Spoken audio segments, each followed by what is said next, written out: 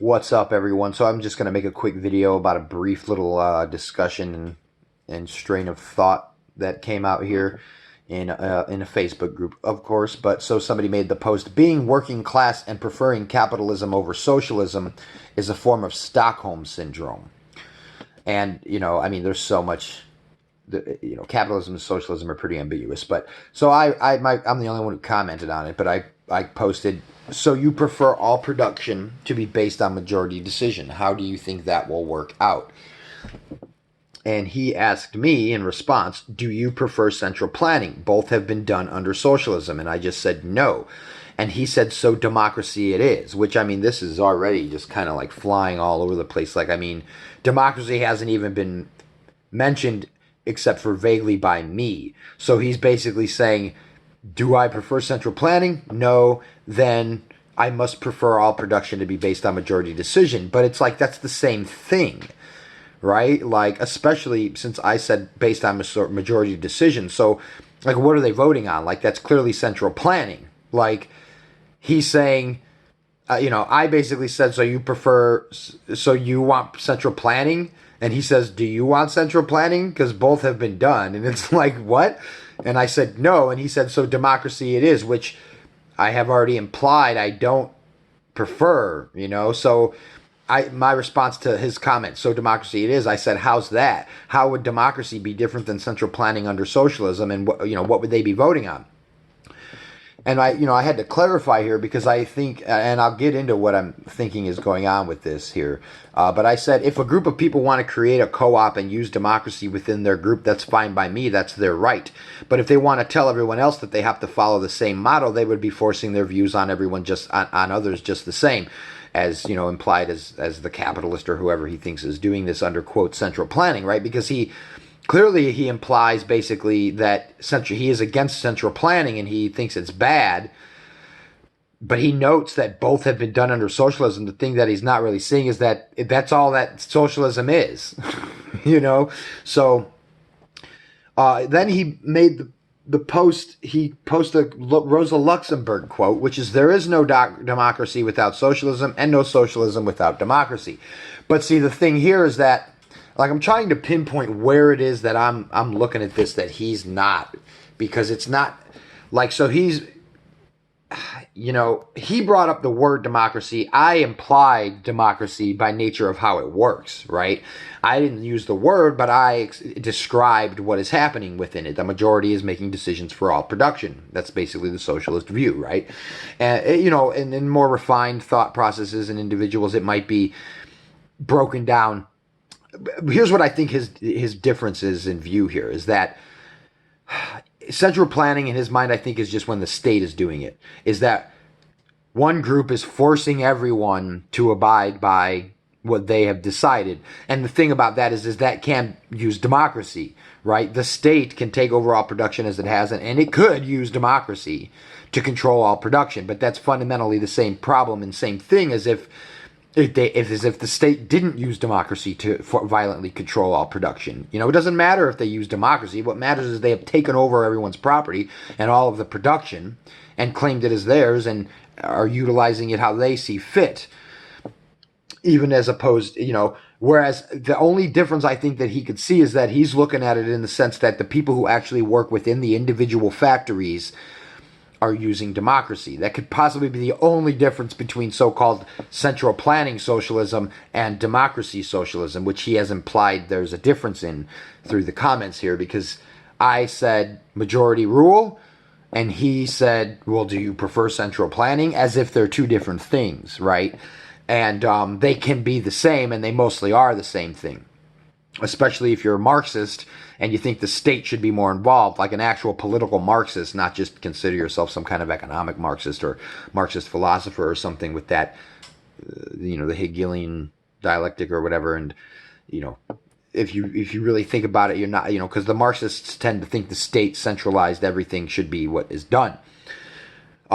So he must be against Marxists' political platforms, I guess, I would imagine, if he's really at least consistent within his own view here. But like I'm saying, I'm trying to figure out, like, where's the pinpoint that we're actually saying. So we're both so then I said, I mean, he posted that Luxembourg quote, which is basically implying that socialism and democracy are at least dependent upon each other, or part of the same thing, because she says without no democracy, there's no democracy without socialism, and no socialism without democracy. So they can be technically different, but she's saying they're inextricably linked at least. I'm basically saying that, I mean, I'm saying that too. They're not exactly the same thing, but in most people's views, and especially in a Marxist view, they are basically the same thing. They just want democracy to bring about socialism, and socialism itself is, majority or workers' control of production. That could be the only other real kind of definition that they're using here. But then that, I think, would be, obviously that's against the what this guy is, quote, calling the central planning. Because if the workers themselves within the factory specifically, but I don't think most of them imagine them this way, because I didn't imagine it this way when I was a socialist. In fact, if you start breaking it down, it kind of ruins the whole belief system of a socialist. If you think, well, at least within the one factory, those workers can control that themselves as a co-op, but they can't control the factory next to them, and the factory next to them can't control them, and now you're just still using property. It's still broken down by property. So if you maintain that, it's you keep going a little further, and you're either going to end up a libertarian or an anarchist, because you're starting to understand what property really is, hopefully. But that makes the most sense, I would think, right? It doesn't make sense that the workers of the fish cannery get to tell by their democracy, so they're obviously, they have to, the other factory, they don't get to tell the other factory. So it's obvious that they're imagining this as like this ambiguous society, and so then they're obviously going to have to resort to some kind of central group. And that's why I basically say I don't see much of a difference, because if you really take the true so-called socialist view, it has to involve everything. It has to involve all production. And then if you break it down, like, why would you do that and then allow the fish canneries? There is no, at that point, difference between the fish cannery worker and the I can't even think of some other example right now. The car manufacturers workers, they can't have that distinction. That's a division of labor. That's even a division of industry. So you can't even. They have to accept the so-called, quote, working class as everybody who works in any factory ever uses democracy. And then they all have to use it together, because that still implies like a type of division of labor if they don't. But if they start going that way, because a lot of socialists will say, well, no, the workers in one factory have their democracy and so on and so forth. But, you're a stone's throw away from property rights at that point. That's basically what that is. So I said, in response to that question, like I said, I don't see difference between socialism, democracy, and central planning. So if I don't prefer one, how could I prefer the others? They're all inextricably linked, according to Rosa Luxemburg.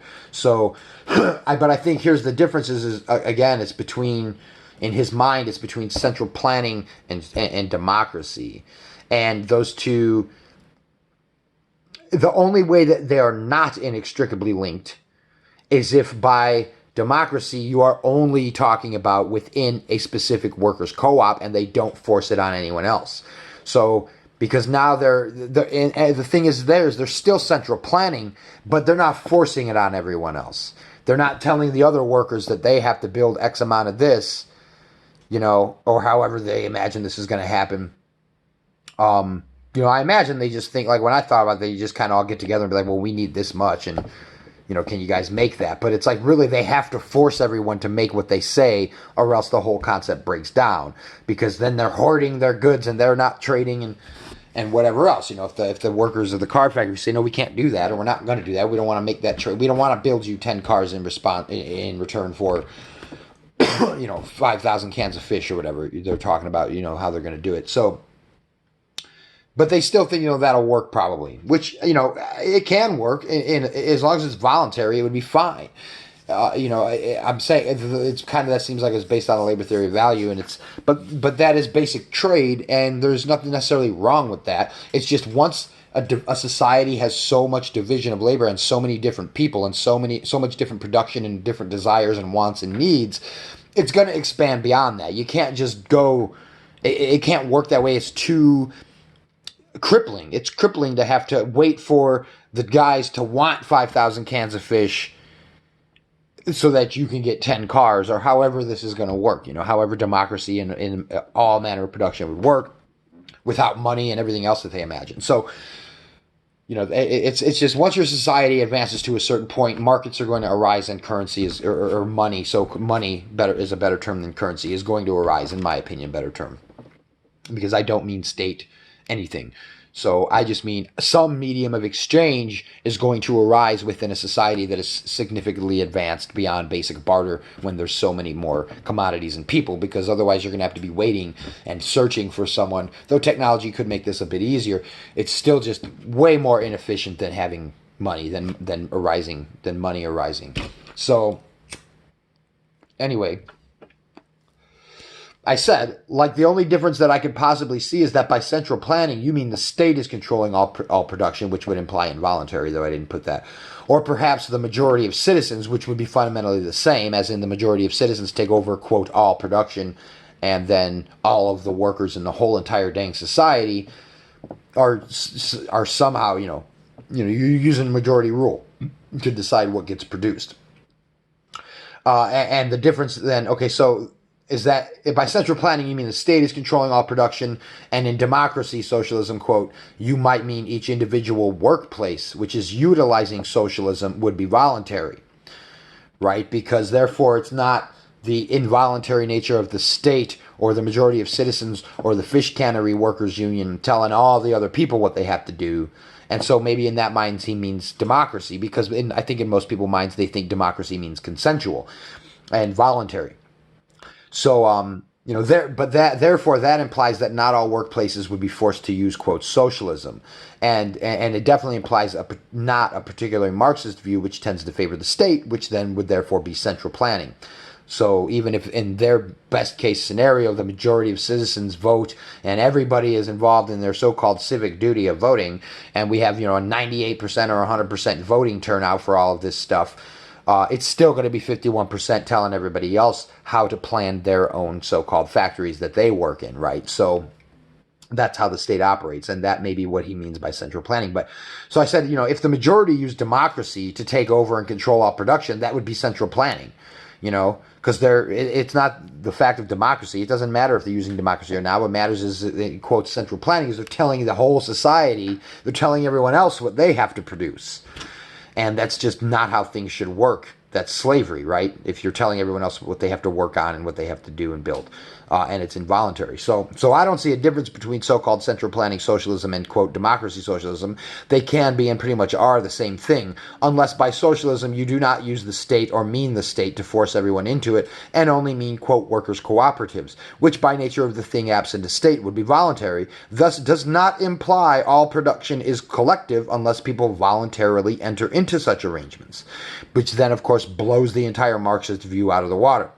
And as I say, even within a, quote, workers' cooperative, if they use democracy, there's still central planning, but it would be fine since it's voluntarily, amongst themselves. And it would also be a hierarchy. I didn't put that because I don't want to throw too much out there and then it's just going to be like whatever. But those are my thoughts on this, and just kind of clarifying some terms and digging through what people might mean by these, because I don't see a difference. The democratic socialism is central planning, unless you remove the state from the equation. And even then, it's even kind of still so-called central planning, but it's fine, because I think when people use central planning as a negative, they only really mean the state, because nobody says central planning within the company is a bad thing, because they need to plan what they're going to do. And they might say, well, I think maybe actually he looks at it this way, is that if you use democracy, it's not central planning because everybody has a vote. But that doesn't mean it's not central planning. You're still going to have a, quote, central plan that is decided upon by the majority. The winner is still going to have their plan put in action. So they're still planning. It's still centralized amongst themselves within the group. And that's fine.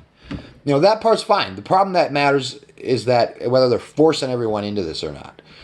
Voluntary collectivism is fine.